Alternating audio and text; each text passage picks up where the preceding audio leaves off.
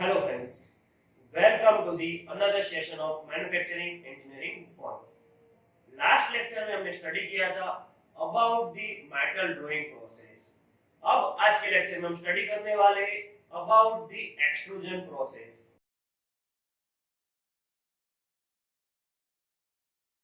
तो चलो सबसे पहले देखते हैं हम कंटेंट के बारे में। अब कंटेंट हम कौन कौन से रखे इसके अंदर, तो introduction to extrusion process, types of extrusion process, advantages of extrusion process, application of extrusion process and last में होगा some questions, some important questions of extrusion process. चलो सबसे पहले हम देखते हैं इंट्रोडक्शन ऑफ एक्सट्रूजन प्रोसेस। अब देखो एक्सट्रूजन की प्रोसेस की बात की जाए तो this is a process of manufacturing product from metal block by passing through a die with application of force. Generally extrusion process हम हॉट वर्किंग और कोल्ड वर्किंग दोनों में करते हैं, उसको बोलते हैं हॉट एक्सट्रूजन बोलते हैं और कोल्ड एक्सट्रूजन। अब हॉट एक्सट्रूजन की बात की जाए तो मेटल को अबोव क्रिस्टलाइजेशन में ऐड करते हैं और कोल्ड एक्सट्रूजन वैसे ही बिलो द क्रिस्टलाइजेशन टेंपरेचर और at room temperature. This process is used for a plastic material or at a plastic level temperature. Extrusions के हम कौन कौन से शेप प्रोड्यूस कर सकते हैं, like road, tube, channels, I section, Z section, circular, square, rectangular, solids और होलो parts हम इजीली एक्सट्रूड कर सकते हैं। तो ये था इंट्रोडक्शन ऑफ एक्सट्रूजन प्रोसेस। अब हम बात करेंगे various types of extrusion process. कौन कौन सी टाइप्स एक्सट्रूजन की प्रोसेस में, तो total there will be 4 types of extrusion process. First one a direct और forward extrusion, second is a indirect और backward extrusion, third one is a tube extrusion and fourth one is a side extrusion. अब all 4 types हम one by one study करेंगे। सबसे पहले हमारी method है direct और फॉरवर्ड एक्सट्रूजन। चलो देखते हैं डायरेक्ट और फॉरवर्ड एक्सट्रूजन। तो हम फिगर में से इजीली देख सकते हैं जिस डायरेक्शन में हमारे रैम का फोर्स हम देंगे उसी डायरेक्शन में हमारा वर्कपीस बाहर आएगा, तो इसीलिए उसको हम बोलते हैं डायरेक्ट और फॉरवर्ड एक्सट्रूजन। अब कौन कौन से इक्विपमेंट्स यूज करते हैं हम देखो डायरेक्ट और फॉरवर्ड एक्सट्रूजन में। एक होगा हमारा कंटेनर्स, तो जिसके अंदर बिलेट्स के स्वरूप में रॉ मटेरियल फिल हुआ होगा। पीछे से रैम से हम फोर्स देंगे और बिलेट के एंड पे के बिलेट और जो हमारा कंटेनर है उसके एक एंड पे हमने डाई प्लेस की होगी।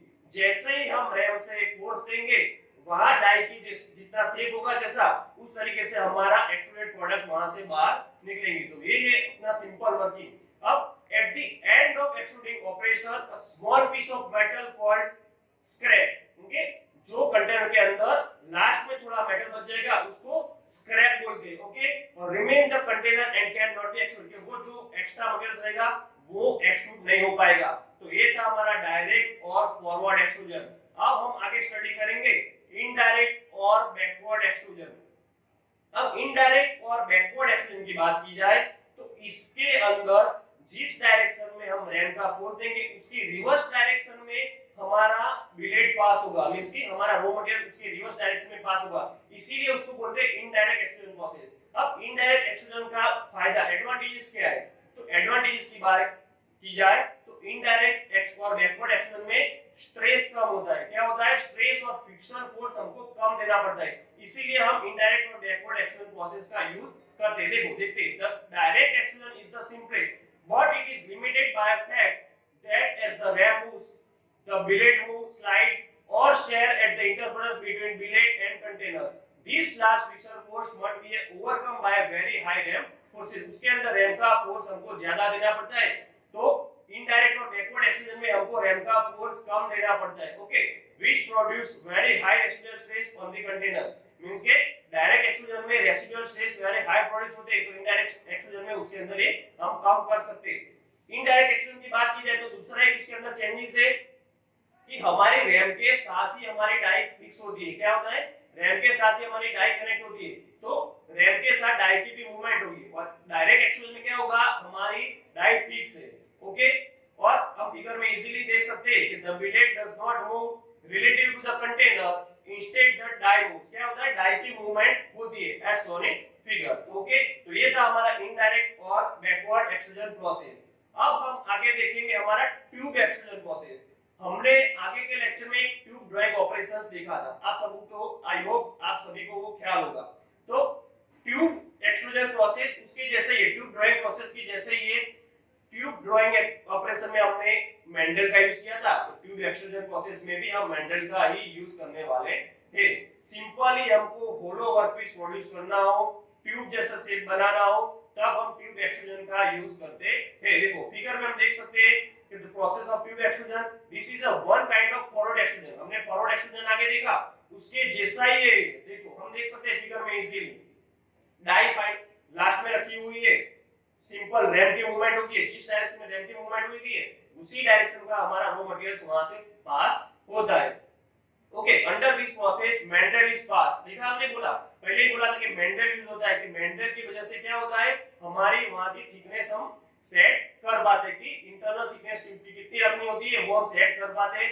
ओके, और metal is force out from a die and mandrel. Okay, which this process tubes of aluminium copper materials are produce. तो इससे हमारे एल्यूमिनियम और कॉपर मटेरियल्स की ट्यूब्स हम इजीली प्रोड्यूस कर सकते हैं। तो इसको बोलते हैं हमारा ट्यूब एक्सट्रूजन प्रोसेस। अब हमारा लास्ट एक्सट्रूजन प्रोसेस है वो है साइड एक्सट्रूजन प्रोसेस। इसको साइड एक्सट्रूजन प्रोसेस क्यों बोलते हैं, क्योंकि इसके अंदर डाई चेंबर का जो आउटपुट है वो एक साइड में रखा हुआ है। मींस कि हम परपेंडिकुलर प्लेस करते हैं, रैम ऊपर से आती है, क्योंकि रैम और हमका डाई का जो अरेंजमेंट है वो क्या होता है, दोनों परपेंडिकुलर है। जनरली हमारे केबल से, तो केबल्स के ऊपर जो मटेरियल्स प्लेस करते हैं, उसके कोई तार है उसके ऊपर केबल का मटेरियल्स प्लेस करते हैं, वो बनाने के लिए, जनरल केबल बनाने के लिए हम साइड एक्सट्रूजन प्रोसेस यूज करते हैं। देखो फिगर में हम इजीली देख सकते हैं, this process used for a lead like a non ferrous materials cable sheeting, material coming from die and ram direction are perpendicular. हमने पहले बोला कि रैम की डायरेक्शन कैसे होती है, परपेंडिकुलर। पीछे से केबल हमने पास किया है, ऊपर से रैम का हाई फोर्स देंगे तो क्या होगा, डाई की जैसी कैविटी होगी, वो कैविटी में से हमारा एक्सट्रूडेड प्रोडक्ट और वायर के ऊपर हमारा क्या होगा, जो बिलेट है उस पे रैप हो जाएगा और हमारी प्रोडक्ट बाहर निकलेगी। Maximum force is applied in this process. ये प्रोसेस में हमको मैक्सिमम फोर्स अप्लाई करना होता है। This process is basically used to cover a soft material like lead. Soft material का लीड जैसे वो हमारा मटेरियल सॉफ्ट मटेरियल, उसके लिए हम ये यूज करते हैं।